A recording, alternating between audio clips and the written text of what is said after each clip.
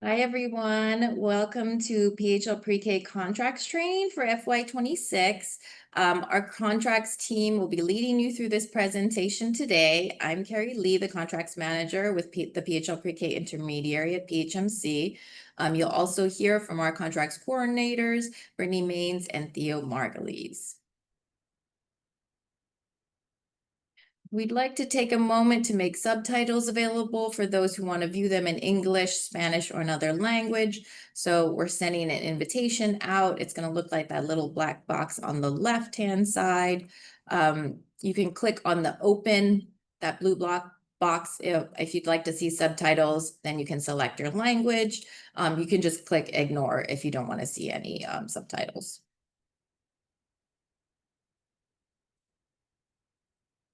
Alrighty, please have your phones and microphones muted. You can type any questions in the chat and we'll have some breaks along the way. We'll get to as many as possible.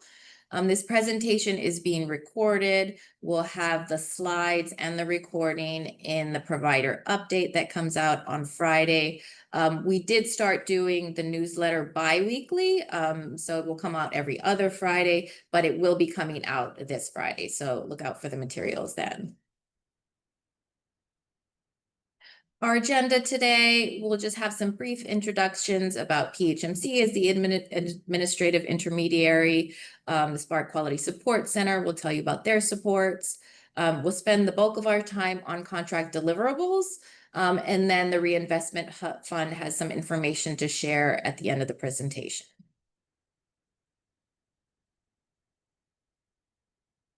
So first, we'll talk about the Office of Children and Families, our funder at the City of Philadelphia. So the mission of the PHLpreK program is to increase access to quality early learning by offering free pre-kindergarten programs to children regardless of their family income. They have a few commitments: increasing center quality and providing instructional resources, offering health resources and conducting developmental screenings, supporting staff growth and development, and promoting kindergarten registration and transition activities. The organizations that make up the oversight of the PHLpreK program, of course, the City of Philadelphia, the Office of Children and Families is the funder. PHMC is the administrative intermediary. Spark offers quality supports, and the School District of Philadelphia is also a partner and a contract entity. They have some providers underneath them. A little bit more about PHMC as the administrative intermediary and our role. So we support implementation of the PHLpreK system, including coordinating provider contracting and monthly processing of payments to providers, developing compliance monitoring protocols for the system, communicating contract deliverables and expectations, and helping providers achieve those goals, overseeing the enrollment process, and collecting provider and child level data for analysis and reporting. We have a provider service team that works really closely with the PHLpreK providers to provide high quality services and support. They do monthly check-ins and also quarterly site visits with their providers. So you'll consistently be in communication with your provider service specialist, and they'll be your primary contact for being successful in our system. PHMC also provides accurate and timely enrollment-based payments and provides clear definition of PHLpreK contract expectations and monitoring. And finally, we identify supports needed and make referrals to the Spark Quality Support Center, who you'll hear from in just a little bit. But if you do have any questions, please reach out to your provider service specialist at any time. There's also a number of different ways to get in touch with us if you need to. You can always email the PHLpreK inbox with any questions. We'll make sure it's routed to the right place. You can reach out to your specialist, of course. They can help route your questions as well. If you have a childcare issue, you can submit a ticket. And we also have contact information for families who wish to enroll in PHLpreK as well. And now I will pass it along to the Spark Quality Support Center so they can tell you a little bit about their work. Thanks so much, Carrie. Hello, everyone. I'm Tamora Jackson, Deputy Director of Content and Strategy for Spark, and I'll be introducing our supports that we offer. The Spark Quality Support Center is responsible for delivering high quality support services directly to providers participating in the City of Philadelphia's Philly Pre-K program. The Spark QSC supports the implementation and completion of the Philly Pre-K performance and service expectations, including meeting contract deliverables. In a few, I'm going to add links to our website and also our Knowledge Center and also our email. Next slide, please.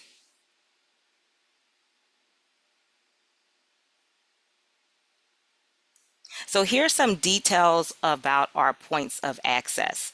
The Spark QSC is comprised of a robust team that offers an array of quality supports that are committed to improve and sustain the quality of your Philly Pre-K program.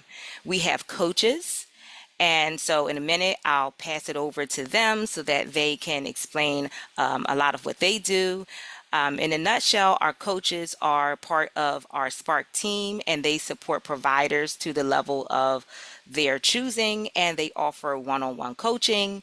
They provide assessments, and they can also act as a guide for providers to get the resources that they need. Although coaches are a go-to resource, all providers have the ability to access resources independently if that is what best suits their needs. For our specialists, they are our content experts. At Spark, we have a team of specialists who are content experts in a variety of fields such as early childhood education, business, family and community engagement, health and equity and inclusion, and they also serve as our professional development facilitators and can also provide specialized consulting that complements the coaching we offer. We also have a knowledge center. The Knowledge Center serves as an online library, and it contains key information such as self-assessments, on-demand trainings, and resources like tools and job aids and templates, and it's available online and accessible to providers 24/7, and we'll take a tour of that a little bit later. We have an events calendar. The events calendar is housed within our Knowledge Center, and it's where providers can find Spark's schedule of professional development trainings. It's where you can find information on peer learning circles and communities of practice, which are live trainings that are currently available in person or on Zoom.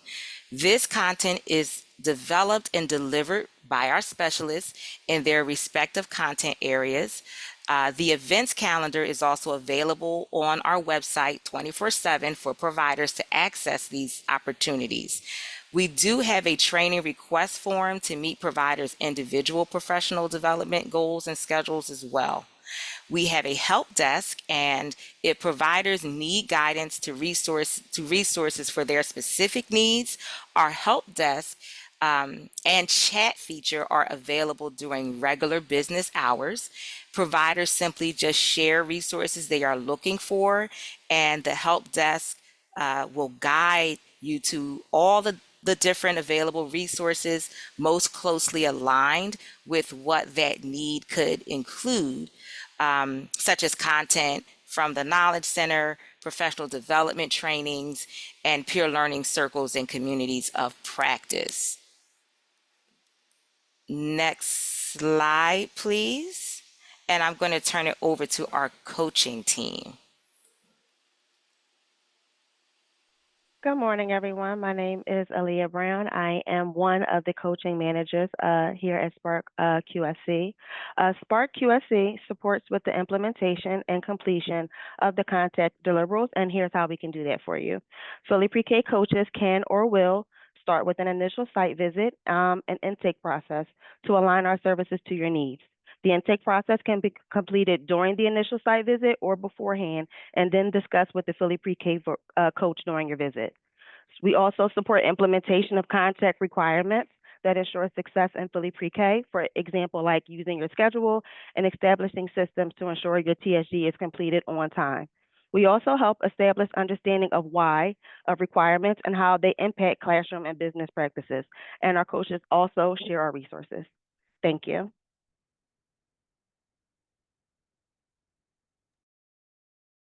Well, good Rex, morning, I'll pass it everyone. over to you. Yeah, no worries. Good morning, everyone. I'm Rex Yin. I'm the Project and Strategic Initiatives Manager for new providers. Welcome. And for those who are coming back, welcome back. Share a bit more about the content team at Spark. As Tamara mentioned, we have a team of specialists that have expertise in an array of fields. And as you're thinking about the contract support you're looking for, one, Spark has professional development opportunities currently and ahead, really all striving to align to the PHLpreK provider agreement to really ensure that all of you as providers have access to the knowledge and skills necessary to follow through with it. And we're talking about topics like collecting observation, documentation, budgeting, building positive family partnerships, and many more. We do have summer professional development opportunities right now, even for teachers and administrators to get ready for the new school year. In August, we do have an array of professional developments, especially for new teachers to support their curriculum implementation. And we are also in the process of releasing more information about the full program year and the professional developments available, which will include full day in person and half day virtual trainings, all with an array of topics that will be scheduled throughout each month. So take a look at that as you're kind of thinking about what professional development you need or your team needs. Of course, the Knowledge Center and Help Desk, as Tamara mentioned, is also a great place to go to really find curated accessible resources to meet your contract deliverables like templates, checklists, best practices, and even resource guides. And of course, in collaboration with our coaches team, our specialists can work in partnership with them to provide more individualized targeted support so they can offer their expertise. And overall, our training request form is also a way to meet any more individualized schedules to meet those professional development goals that you have. So reach out, connect with your coach, and we can build a professional development plan from there. Thanks, Carrie. And then everyone else. And here's that tour of that Knowledge Center for folks who have gone on there. Great. If this is your first time seeing it, just a few things to spotlight. As you go to our Knowledge Center, it is that online library of resources and information. When you go there at the very top, there's a couple links, some headers to our coaching, our Knowledge Center, our events calendar, and to our help desk. And then further down the middle of that Knowledge Center page, you'll find that search bar where you could look up anything that you need and then direct you to resources supports from there. And actually in that bottom right corner of our Knowledge Center is where you'll find that chat. So from there, you could just click that and access our chat feature that directs you to our help desk manager, who can also offer any specific navigation supports or questions you have as you're on there. And here, just going to play this quick video. And as you're viewing this video, it really just provides a walkthrough of how to access our events calendar and register for upcoming opportunities.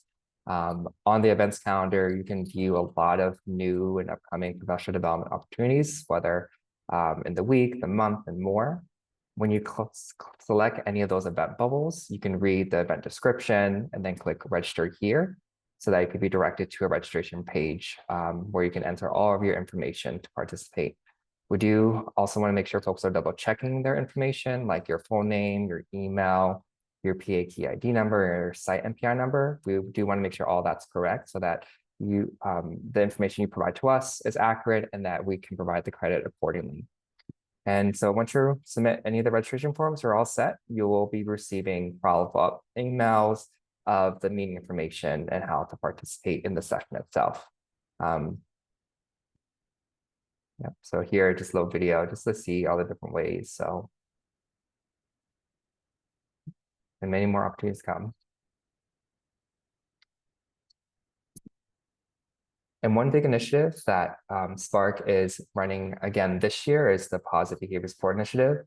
Spark High Sports Center in collaboration with First Up, Lakeside, Lakeshore, and a new partner this year, Dr. Ashley Brown of Westchester University, are offering comprehensive professional development for educators in Philly's public funded preschools. The Positive Behavior Support Initiative is an extensive training program that is to equip early childhood educators with the essential skills, knowledge, and strategies to create safe learning environments, understand the impact of trauma on development, and implement responsive interventions for challenging behaviors. All these trainings are provided at no cost and are also available in both virtual and in-person formats. And to clarify for folks who have reached out to us to what we mean by Philadelphia's publicly funded preschool educators, this means ECE programs in Philadelphia that are receiving funding such as PHLpreK, Head Start, Pre-K Counts, or Early Head Start.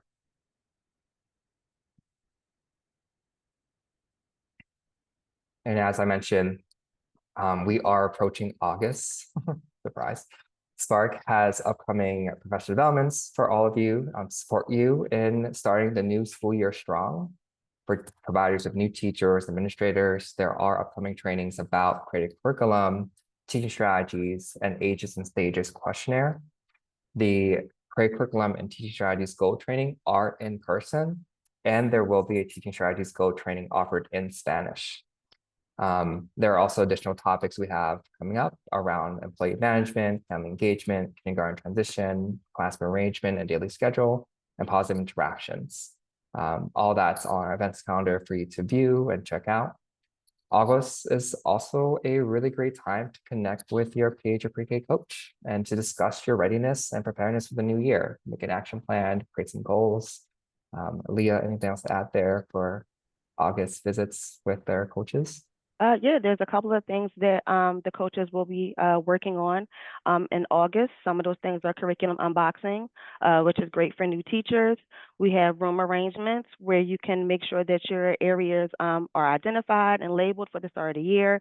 Coaches work with teachers on schedules, routines, and transitions, and also that curriculum implementation support. So coaches coaching and modeling components of the curriculum for the teachers in the classroom in real time. Thank you. I'll pass it back to you, Rex.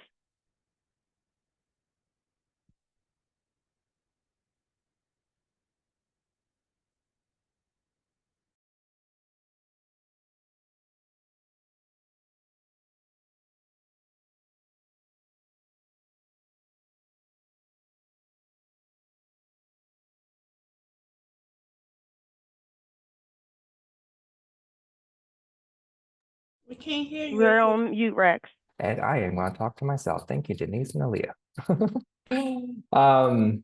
If you'd like more information, there are a variety of ways to get in touch with us. First, of course, is your PHLpreK coach. Don't know who that is. Of course, from there, you can also connect with our help desk. You can send an email and our help desk can help you find who that is. You can also peruse our website to see more of the services that we have and more in-depth information. And you can access our help desk, whether by phone, email, or chat. There are no specific hours. And then in the chat, I am just going to throw in some links for folks. Copy and paste that, save it on the side for you to check out after the presentation. All right. Thanks, y'all, and I appreciate the support with the mute. All right, thanks to the Spark team. Now we will dive into the contract deliverables. So we know there's a lot of information that's going to be shared in this presentation. Again, we will have the slides and the recording in the weekly newsletter, but we also have a few other resources to share. I put in the chat links to these documents, to the landing page where these links to the documents are. First is the deliverables checklist for Q1. We started implementing this last year. This is a resource to help providers prepare for major FY26 deliverables that need to be completed in the quarter. We'll be developing a checklist for every quarter, and the provider service specialists will be using this during their site visits or check-ins. We also have the FY26 deliverables review timeline dot chart. This is in your contract, but we just pulled it out separately so it's easier to access for you all. It's just a snapshot of PHLpreK monitoring and when you should expect that to happen. So we can show you the landing page where these documents are. So this is the PHLpreK deliverables landing page. As you can see, the checklist is linked at the top there. Also, that dot chart that we just mentioned. There's also some helpful information below. We'll put the slides in the contracts training recording there as well on this landing page when we're done. Also has information from exhibits training and the checklist and the policy guidance workbook and all of those things. And then also some other forms and stuff. So the link to this landing page and other landing pages as well are in the newsletter. So this is the deliverables checklist that I just mentioned. So on the left-hand side, we'll have all the deliverables. The next column are things to consider and things that you should be doing in that quarter. The next column is a deadline. Then we also have when items may be monitored by our PHLpreK team. And then just on the far right-hand side has some space for you to write notes if you want to. And then this is the dot chart. Again, it's just a snapshot. You get to see the full year and get a sense of when things will be monitored.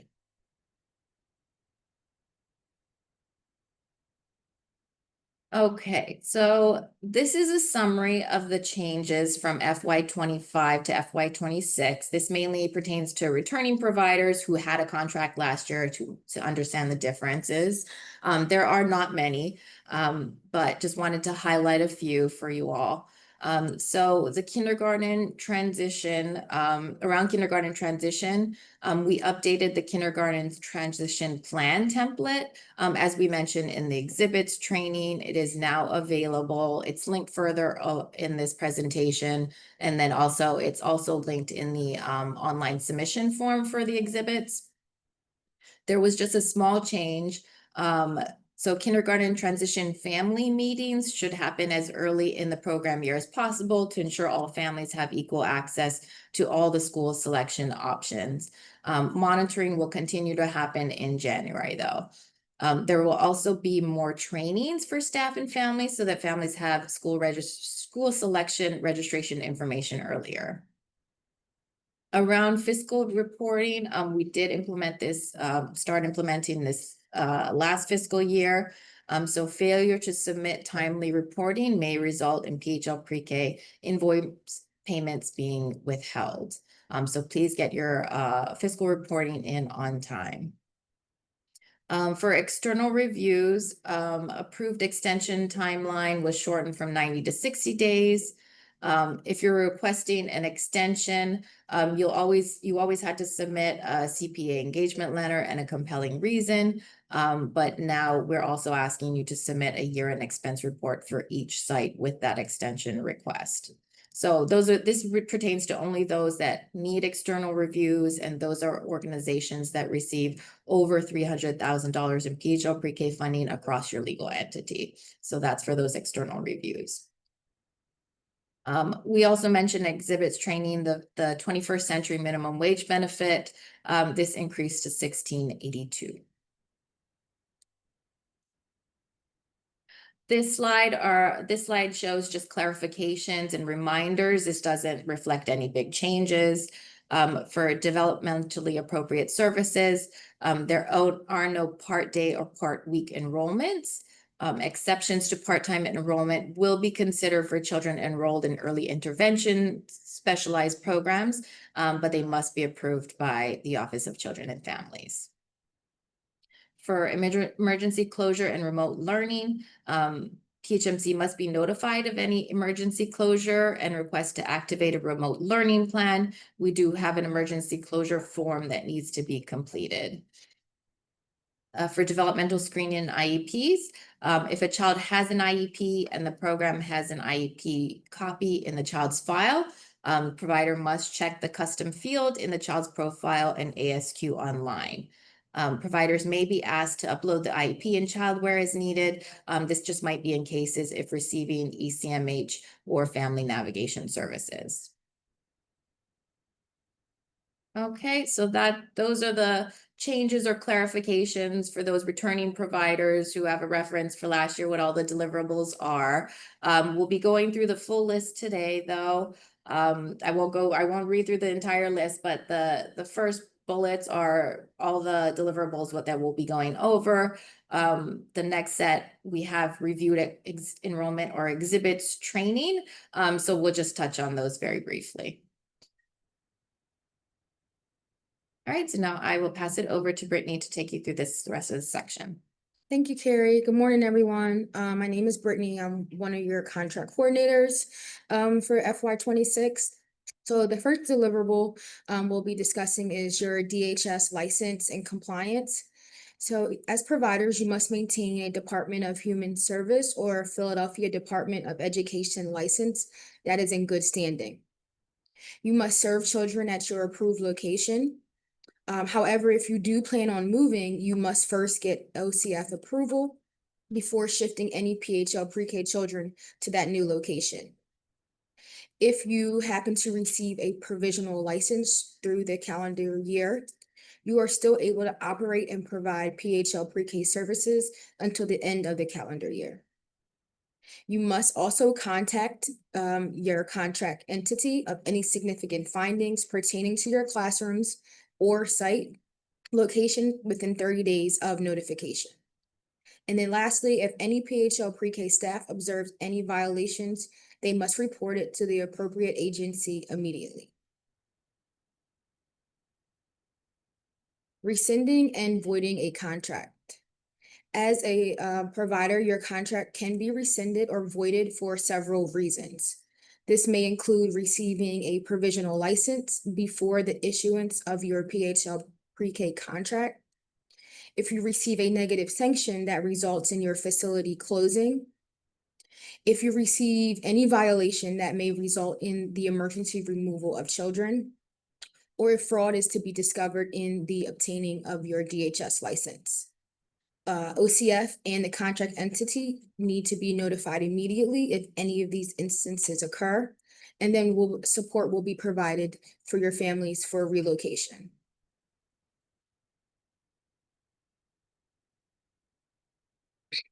Providers need to self-report any PA DHS violation within 48 hours to Octal, to PHMC, or to the School District of Philadelphia.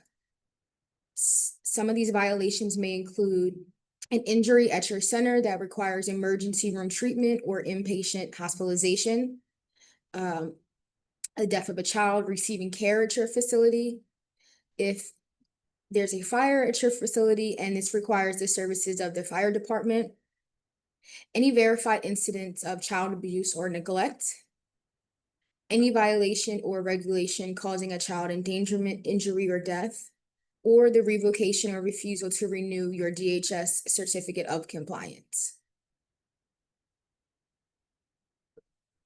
Religious affiliation and discrimination. Any provider with religious affiliation may still offer programming in accordance to your belief.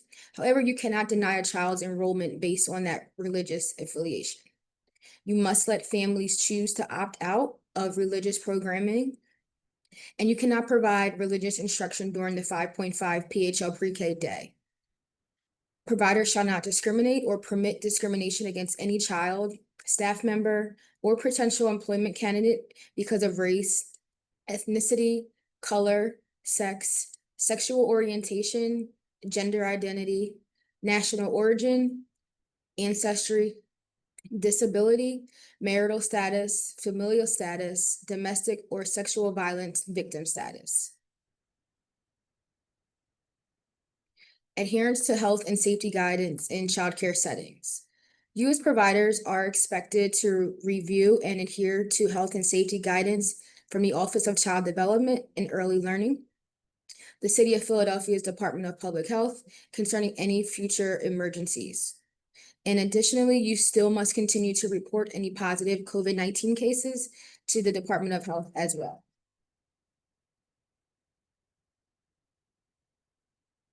Full day and full year services. Providers, we do encourage you to partner with other agencies for full day and full year services. So any family that may express a need for full day or full year service and who are interested in childcare works should reach out to the CCW in order to determine their eligibility. Families can apply through their Compass portal or contact their local early learning resource center. Providers, you should only fill out the PHLpreK enrollment verification form after families have been determined eligible for CCW and have also selected your site as their location. This form should not be completed for each enrolled child at your location. We also want to remind you that as providers, you should confirm PHLpreK enrollment and discharges by sending enrollment verification form to the ELRC and by also entering a note into childware, as sites should expect to have on-site monitoring around this. Right, our next deliverable would be family partnerships. As providers, you should communicate regularly with families and caregivers using various methods. This includes creating a system or reporting a child's progress and giving feedback, using languages and platforms that families can access, as well as providing ways to help them in planning events, training, or workshops. We did mention in our exhibits info session that U.S. providers should have a family grievance policy that outlines any concerns and process. U.S. providers will need to work with OCF to deploy any resources to PHLpreK families and support the distribution and completion of year-end family satisfaction surveys. Health assessments. Providers, you will need to verify at least one health assessment is not over a year old, as well as keep documentation of that health assessment in the child's file. You will need to participate in initiatives identified by OCF to ensure your enrolled children have access to health screenings. And then lastly, children should not be denied access to PHLpreK or discharge if these screenings are not up to date. Appropriate health and nutrition standards. As providers, you will need to provide nutritious meals and snacks every day, as well as adhere to age-appropriate nutritional requirements from a recognized authority. We strongly encourage your participation in the Child and Adult Care Food Program for these nutritional requirements.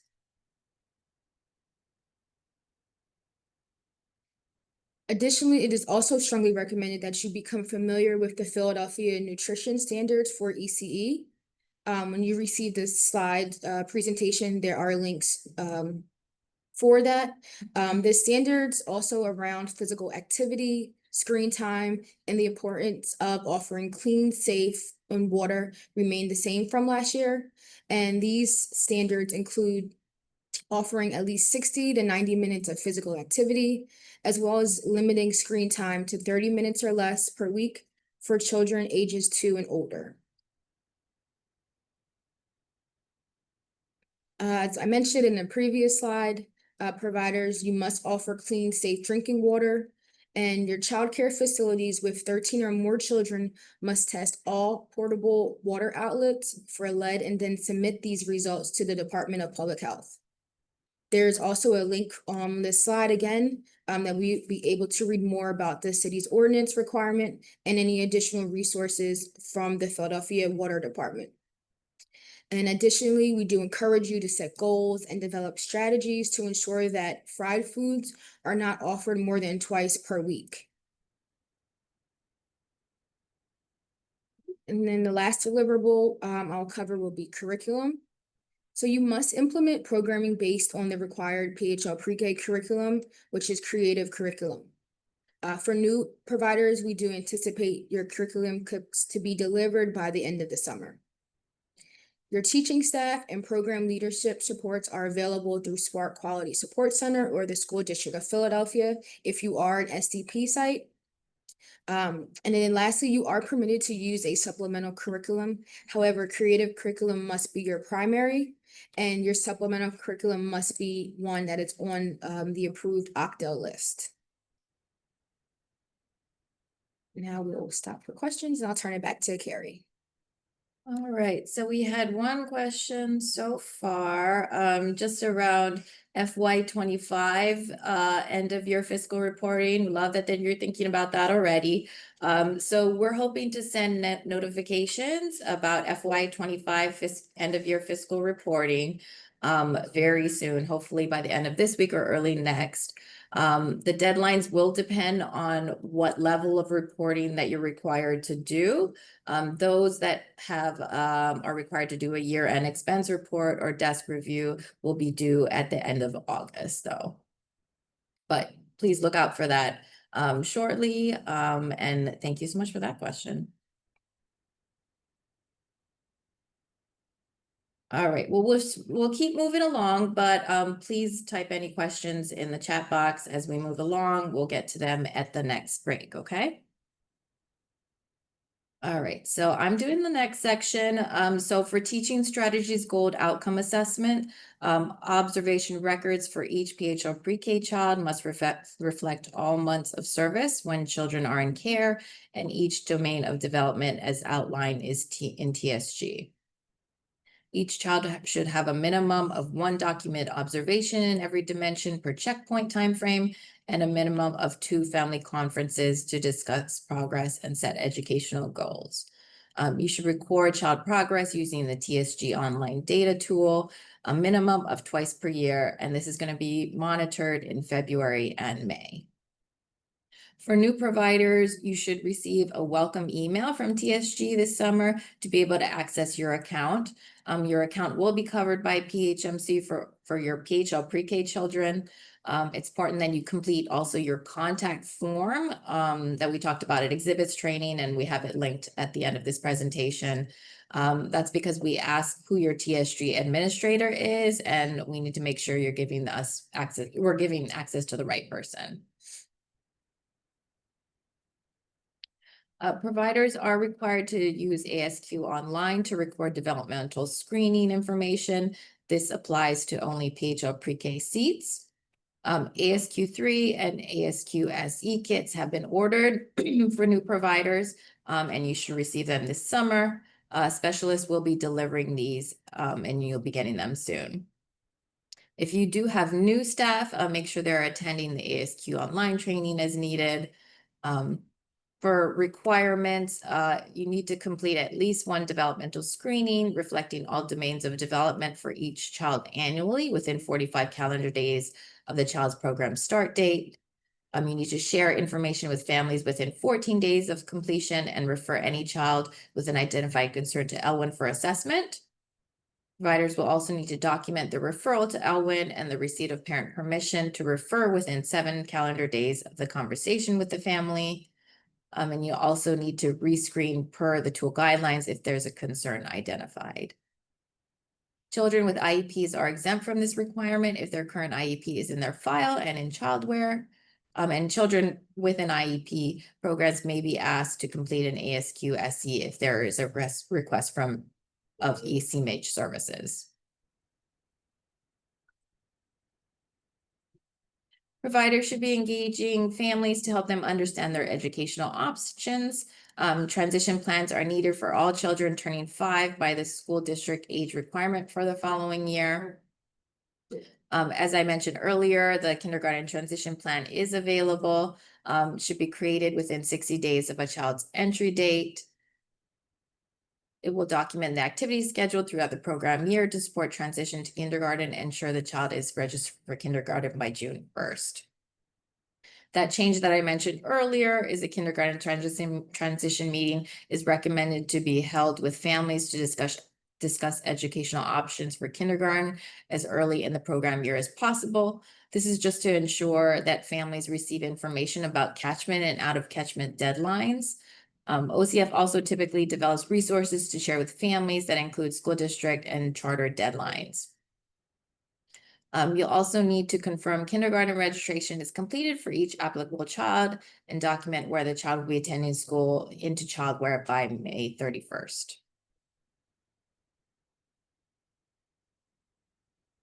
Providers will use multiple databases as a PHL pre-K provider to enter child, staff, and site level data. Make sure you're developing systems for data entry, quality assurance, and resource allocation, meaning allocating time, staff, and technology as needed. The systems you'll use are FY26. This is the online application for families. Please check here often for applications and tag per the enrollment policies to communicate with the enrollment team. And if you do have any questions around that, please feel free to reach out to the enrollment team. You can email the PHLpreK inbox for that. You'll also use childware for enrollment attendance, the PD registry for staff qualifications, teaching strategies goal for outcomes assessment, ASQ online for developmental screening. PHLpreK providers are expected to comply with all monitoring and reporting requests made, participate in quality improvement activities when recommended, participate in the data collection and evaluation activities, including external evaluator near, and also quality supports or TA coaching if needed, participate in at least one in-person coaching visit with the Spark Quality Support Center. And there will also be other opportunities to participate in continuous improvement of the system. For example, we hold contract entity meetings quarterly, and those are related to contract deliverables, and we'll talk through what's needed in that quarter. Should also be maintaining good standing as a vendor with the City of Philadelphia, fulfill all tax obligations, that's including city, state, and federal. We do monitor city tax compliance, and you will get a notice monthly if you are non-compliant on city taxes. And then also adhere to the City of Philadelphia general provisions. That's going to be an attachment in your contract. All right, this next slide is around invoicing. So providers may expend anticipated funds starting in July 2025. However, your initial payments will be dispersed after the first month of service. Providers receive $1,050 per approved enrollment if the child attended at least one day in the month. And the invoice can never exceed your total slot allocation. Provider payments are performed monthly using the enrollment count in childware. Invoices are submitted across 10 months. That's October through July, and that's submitted by the 10th of the month following the month of service. It's recommended that you submit before the 10th. So if there are any discrepancies, those can be resolved before the 10th to ensure timely payment. Failure to submit invoices by the 10th could result in quality improvement plans or also delays in receiving funds. If there are any discrepancies in invoices, those need to be corrected immediately before invoice submission. School district providers under the School District of Philadelphia as their contract entity will be paid based on the terms outlined in the school district provider agreement. Payment to providers will be made within 21 days following the invoice approval. Eligibility verification will occur within 60 days of enrollment, and recoup will occur for payments made for ineligible enrollments. Just like last year, September and October invoicing payments will be based on the total slot allocation, and the first invoicing period will be October 1st. So it'll be due on the 10th.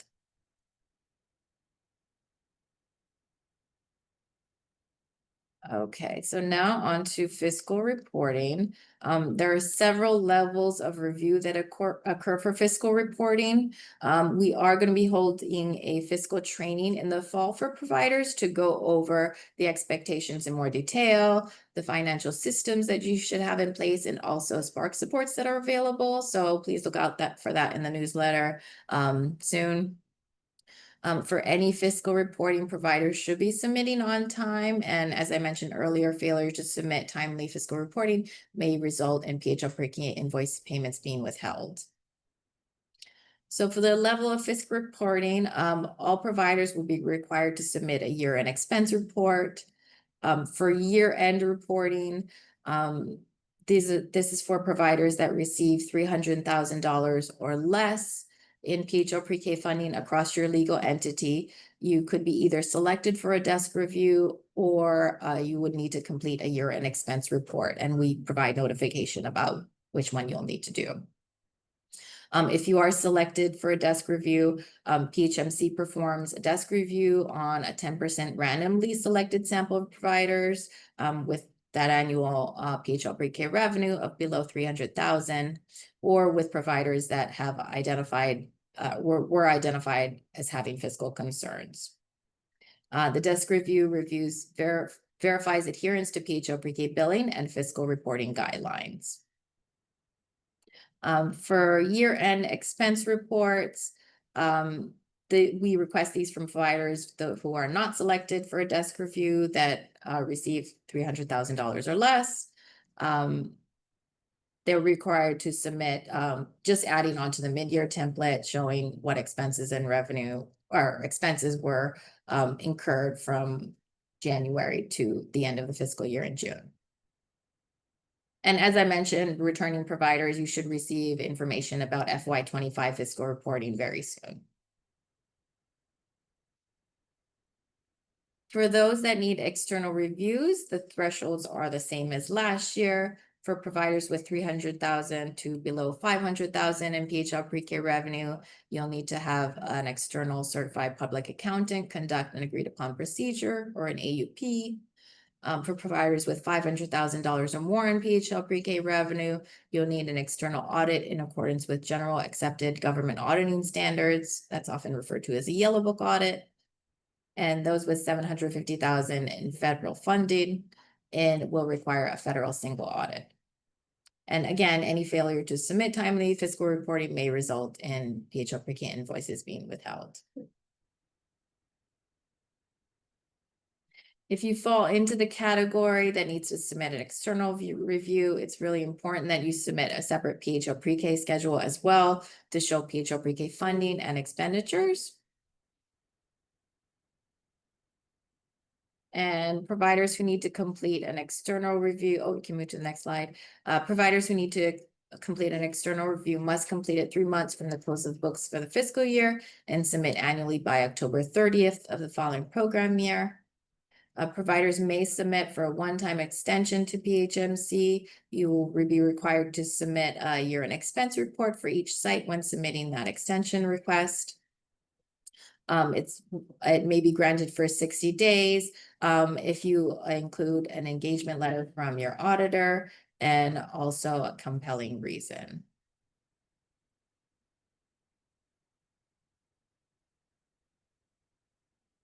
These definitions are here for reference and just illustrate the levels of written notification. If there's a compliance concern identified, notifications can range from a quality improvement plan to a notice of termination.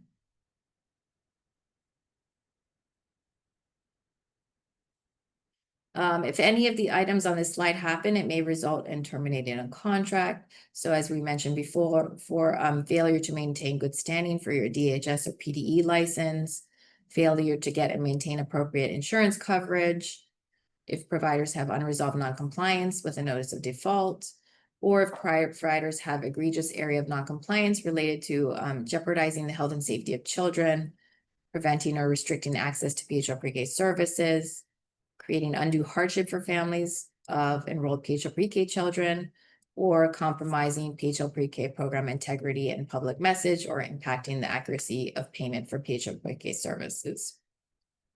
So if your contract is terminated, a provider may be ineligible to reapply until at least 1 year from the termination date, and they would also need to apply in an active application cycle. If PHLpreK provider receives a notice of default, they may submit a written appeal. Written appeals must be made within 10 business days of the noncompliance notification. It should include supporting documentation demonstrating their compliance. OCF, PHMC, and the contract entity, where appropriate, will respond to the written appeal within 20 business days. Final written decisions from OCF will be binding. And if the appeal is submitted without written documentation showing compliance, the notice of default and timeline will stand.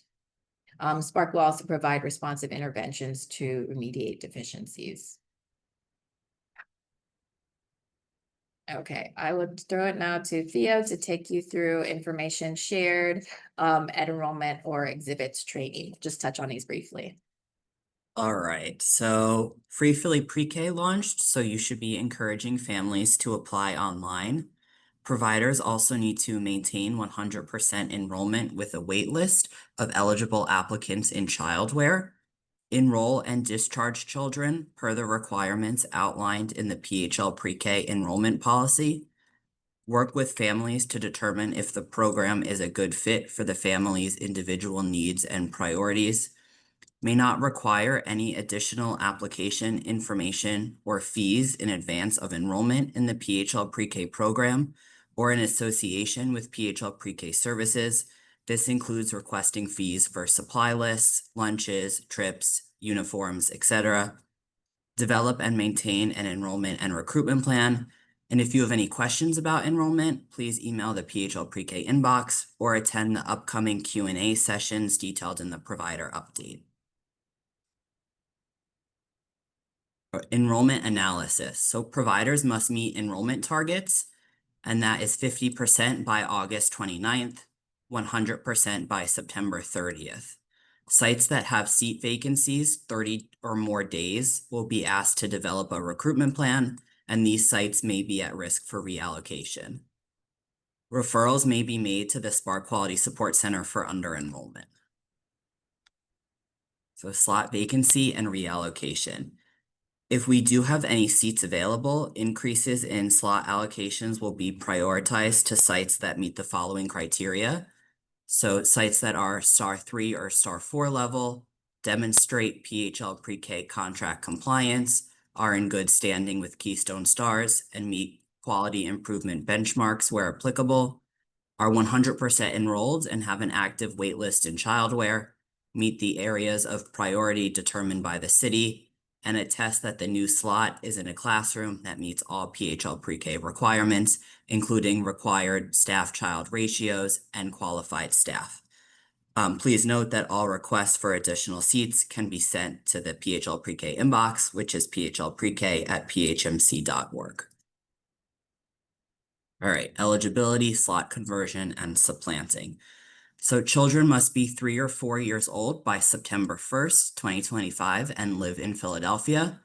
PHLpreK seats may be offered to newly enrolling children and children aging into the program. You can't reduce or discontinue infant, toddler, Head Start, or pre-K counts services to expand PHLpreK services. PHLpreK funds may be used to convert a child subsidy or private pay when they become age eligible. Children who receive pre-K services, either a subsidy or private pay, may be offered a PHLpreK seat when they become age eligible, and PHLpreK seats may be offered to a family who loses eligibility status for federal or state funding. So provide overall program quality. So current star 3 and star 4 providers need to maintain good standing in stars. If you drop in star level, you'll need to complete a star 3 action plan. All growth providers must ensure that they are using resources to achieve star 3 or star 4 and are complying with deadlines as seen here. Growth providers should turn in your star 3 action plan and waiver by July 30th. All right, the program calendar and schedule. So at exhibit info sessions, we detailed that providers should schedule a minimum of 180 days of PHLpreK services between August 25th, 2025 and June 30th, 2026. There should be 5.5 hours per day of developmentally appropriate instruction time in each PHLpreK day, and that should include at least 60 minutes of physical activity. Required policies and other documents. So this is also information that we went over at the exhibit info sessions. Just a reminder that providers need to submit these by July 30th in the online platform. So these are the attendance policy, enrollment waitlist policy, family grievance policy, suspension and expulsion policy, and the kindergarten transition plan template. And you can either use the PHLpreK template or you are able to upload your own. And please reference the PHL Pre-K Policy Guidance Workbook for more information on these. Right, and the attendance policy. So a reminder about your attendance policy, it should include the following things: developing strategies to help maintain 85% average daily attendance. The goal of maintaining 85% for all children is because we know that this supports their learning and development. If you are seeing children below this level, providers need to be reaching out to families to understand why and provide supports and resources to overcome barriers. Additionally, providers should develop clear procedures to deliver and document supports that remediate chronic and consecutive absence issues. Slots will be held for 30 days for children who have an approved extended absence due to long-term illness. You cannot discharge a child without making every effort to communicate with families and assist in overcoming barriers. Attendance monitoring. So you should ensure procedures are in place for parents to sign in and sign out children and enter attendance weekly in childware. Keep daily supporting documentation, which will be reviewed at site visits or requested for attendance audits.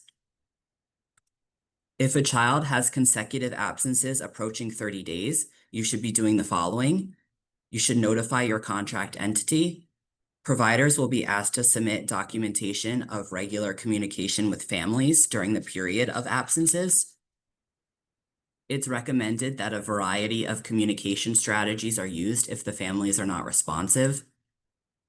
Providers will be asked to submit documentation from the family about planned absences. The contract entity, intermediary, and OCF will review these instances on a case-by-case basis, and a determination will be made by OCF about whether the child should remain as an active enrollment or if the child should be discharged and added to the wait list. In these cases, PHL Pre-K invoicing policy will still apply.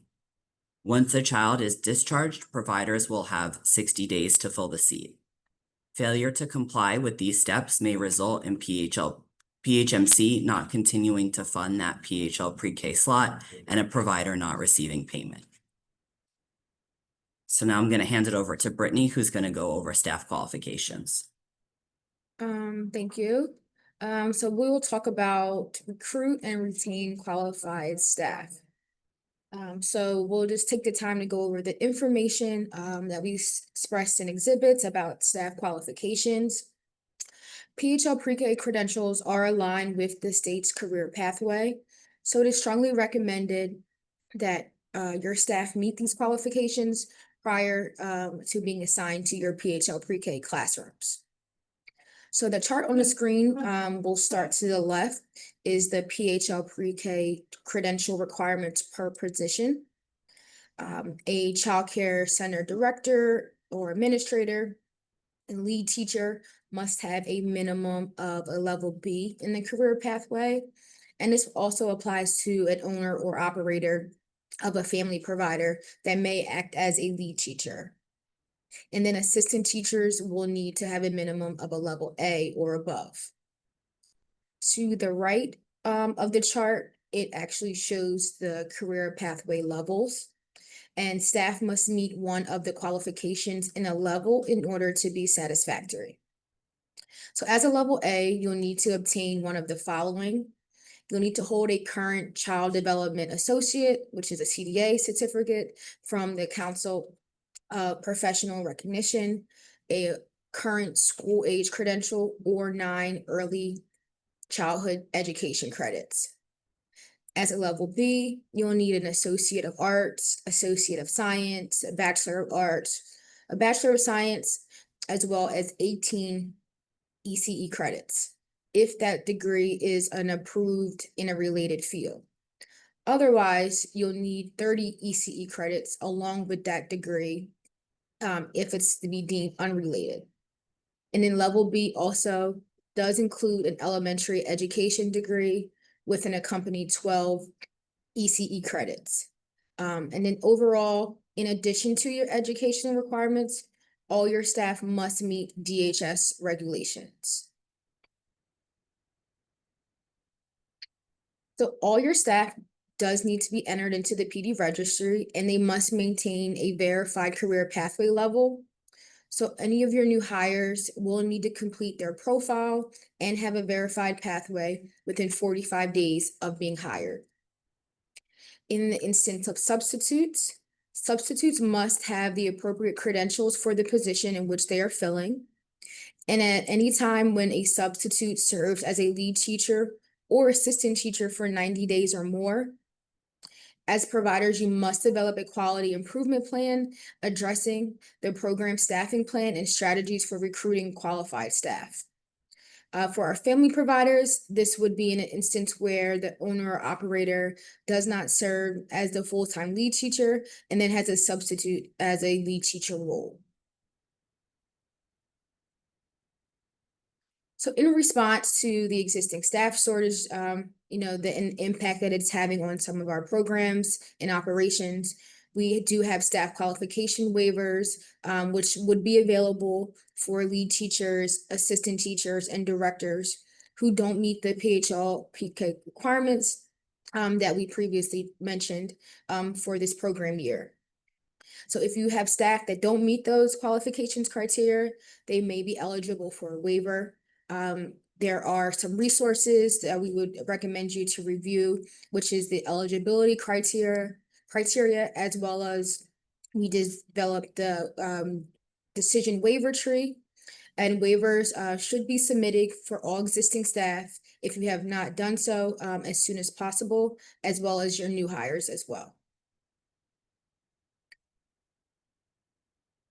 The 21st century minimum wage benefit, as we mentioned earlier in the program, that did increase. And providers, you must comply with the 21st century minimum wage benefit for all your PHLpreK staff. So this would include any staff that's on your PHLpreK budget. Just to reiterate, that has been increased to $16.82 this year. So if you have any more, for more information about that, you should review the code and the notification from the city. So when you receive this slide, it will be linked on here as well as on the checklist. There are some exemptions that may occur if your agency has 5 or few employees, or if you're a nonprofit and your contract award is less than $100,000. And if you're unable to meet these requirements, you should request a temporary waiver, which will then be submitted directly to the city for approval.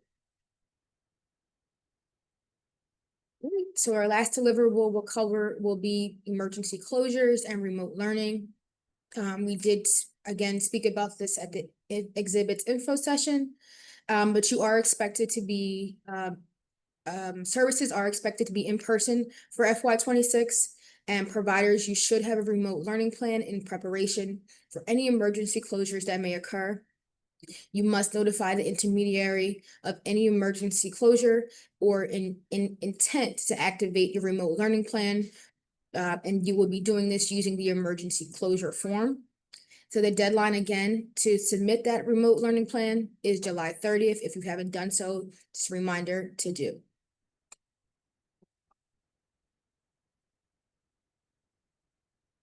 Back to Carrie for questions. Okay, so we had a few questions that came in through the chat box. Let me go up to make sure I'm getting to all of them. So somebody asked about, do teachers complete the ASQ SE or do we print it and give it to parents? So both parents and teachers can complete the tool.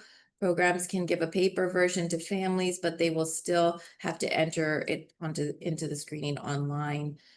For families that can complete it online, the provider should offer the family access feature of the platform. All right, and then is there a link to the updated kindergarten transition plan? Transition form, I added it in the chat. It's also linked in the online exhibit submission form.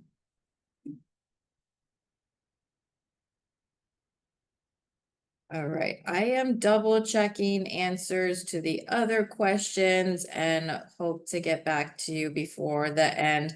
I know there was a question about staff qualifications and a specific teacher. So if you do have any questions, please email the PHLpreK inbox. We can get back to you in reviewing like specific questions about teachers.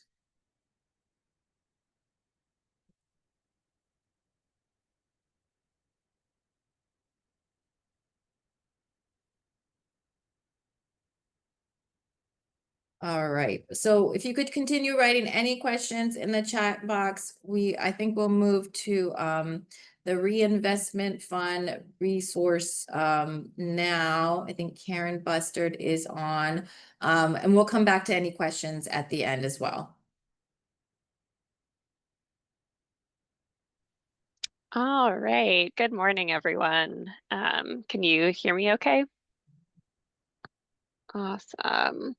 All right, my name is Karen Bustard, and I work at Reinvestment Fund on our early childhood education team. Reinvestment Fund is a national community development financial institution that offers loans across a range of important areas like affordable housing, education, and healthcare.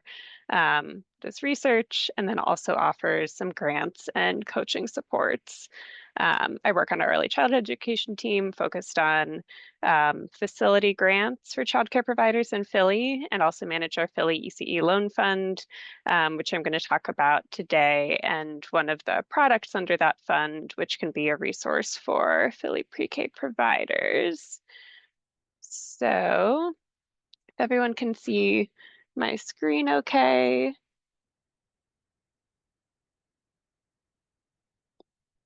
A brief background about the fund. It started in 2019 through funding from William Penn Foundation, and to date has closed 24 loans to childcare providers totaling $1.6 million. This program is open to licensed childcare providers of any type in Philadelphia, Keystone 3 or 4 or Star 2 providers involved in move-up activities. It's open to nonprofit or for-profit. Serving children, 50% of children served have to be receiving some sort of subsidy funding. And the underwriting is really based on positive attendance trends and a strong business plan. So we look at historic financials, current enrollment, current staffing to kind of make sure that programs are ready to take on a loan. We offer Philly pre-K bridge loans, which is one of our short-term working capital supports that I'll go into a little bit more depth of today. And just wanted to mention that we also offer facility improvement loans that can be up to 5 years. The general terms of the program is a fixed interest rate of 3.5%, so it's fairly below market rate. Loans of up to $50,000.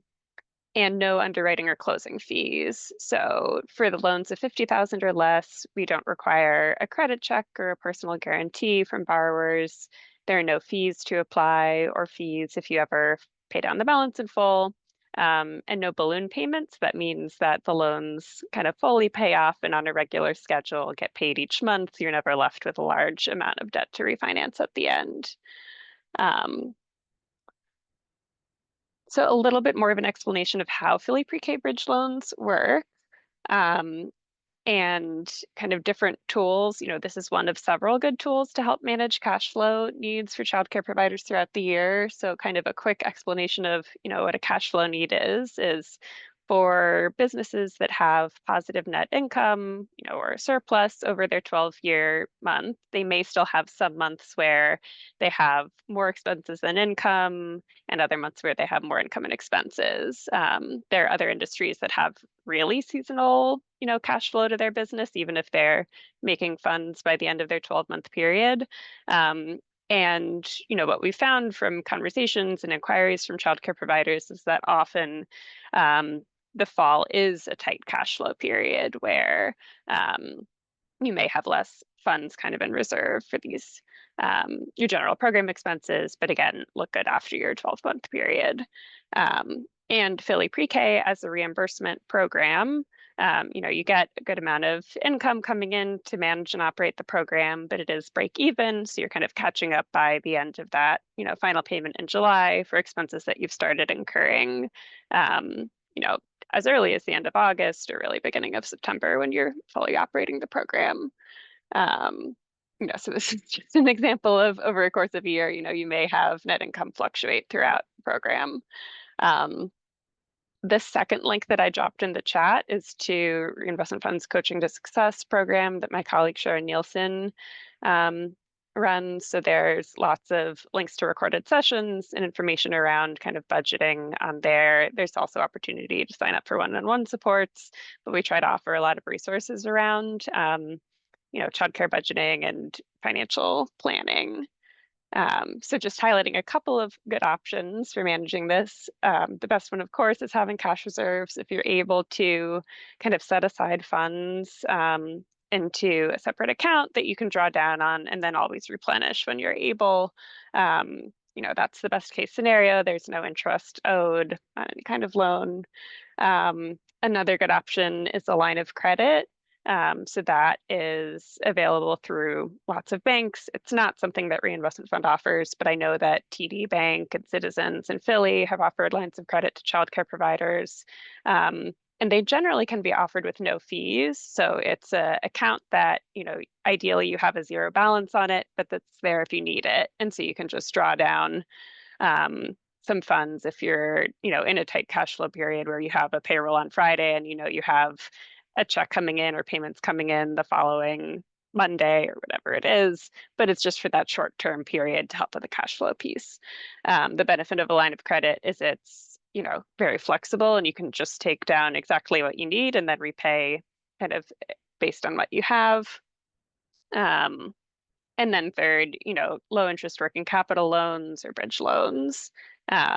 Just options encourage providers to avoid are, using credit cards to help with cash flow just because they have such a high interest rate, or other high interest loans. If something is more than 10%, that's pretty above market rate.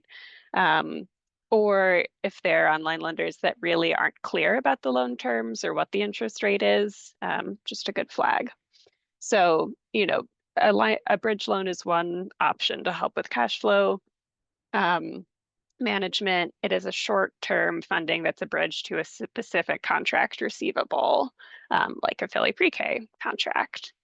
And Reinvestment Fund has offered a small number of these for the past several years, kind of based on providers that have reached out with interest. So as an example, for a 10-seat FY26 contract, an award size of $105,000, the loan is sized to be, up to 2.5 months or $50,000 of the contract. So you could borrow $26,250 in September to have those funds up front and kind of help offset expenses, knowing that reimbursements are starting to come in at the end of October. So, it's not free. There is still the interest associated with it, $240,000 kind of estimated. It depends on the exact date of closing, kind of the exact date of the repayments, but that's a pretty good estimate of what it would be in this example. And the loans get paid over 6 months and those kind of equal principal installments plus the interest. And so are fully repaid by April 1st, but help again with some of the cash flow management over the course of the program. Just to save time, here's an example of a 20-seat, but we'll work through that in depth. And then a brief overview of kind of documents needed. We collect 2 years of tax returns and organization budget and current financials, some program information about your FY26 award and budget, childcare license, certificate of compliance, deed or lease, information about enrollment and staffing, your tax EIN letter and certificate of formation, and then confirmation of existing debt. I do want to note that providers are still eligible if they have other business loans, but we do confirm that the other lender doesn't require permission for additional debt. And one of the kind of barriers we've seen in the past, or potential barriers, is for providers who have an SBA economic injury disaster loan, an EIDL loan, you do need the SBA permission. And so, that can take some amount of time. So I just bring that up as one flag.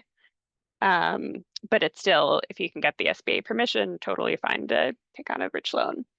The closing process includes gathering program insurance, authorization for searches, and payment information. And then I just wanted to briefly pull up the program website just to point this out to folks. Our applications will be available for this on August 1. So there's information kind of generally about the loan fund and terms, and then under the bridge loans to contracts, we'll have a link available on August 1st to the full application. If you can see these deadlines and schedule, the deadline to apply is September 15th. There are two priority deadlines, August 15th and September 2nd. We really encourage providers, if you know you will have potential cash flow challenges this fall, to reach out early. We try to hold to a 5-day turnaround for review of full applications and kind of information about initial eligibility. And then the closing process can take about 3 weeks, from applying to confirming a closing date. So it's not a super short, 2-day turnaround for this product, but the low interest is certainly a benefit. And ideally you have cash reserves and don't need it. But if it is, a tricky program year, you can just know about it as a potential resource. So it's tons of information, a little bit in depth, but I'd be happy to answer any questions people have now. And we'll also add my contact information into the chat. And I'm happy if you want to reach out and ask any individual questions or set up a time to talk. I'd be more than happy to do that. Yeah, any questions people have at the moment?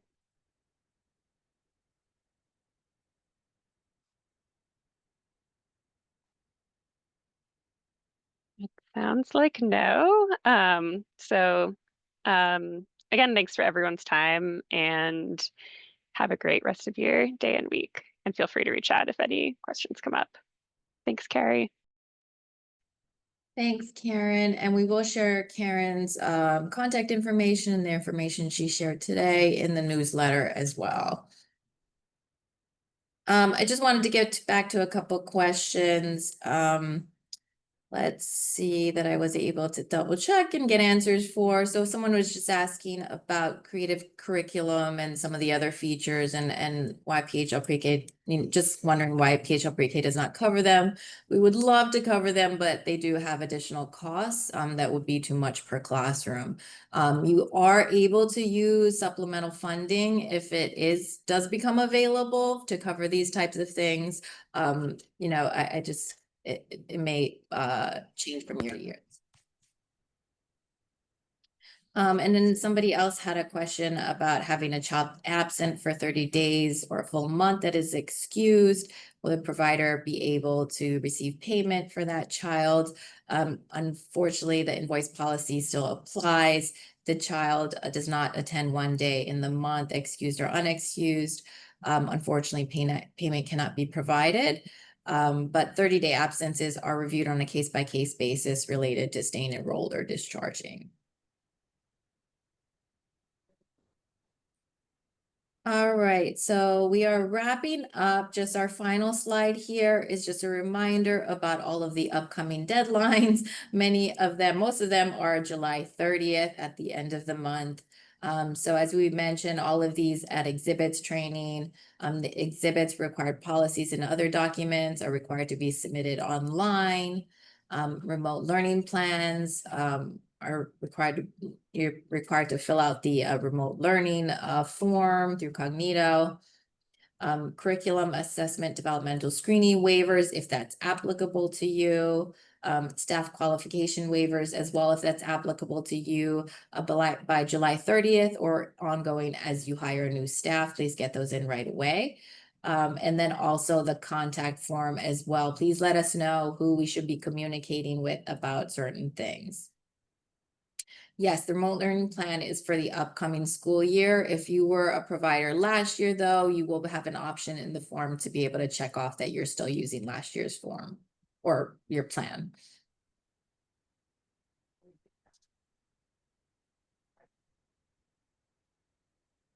All right, do we have any final questions? If you do think of any after this, please feel free to email the PHL Pre-K inbox or touch base with your specialist. We can always help out to get you any answers to questions that you have. All right, well, thank you all for your time. We really appreciate it. We'll see you when the school year starts.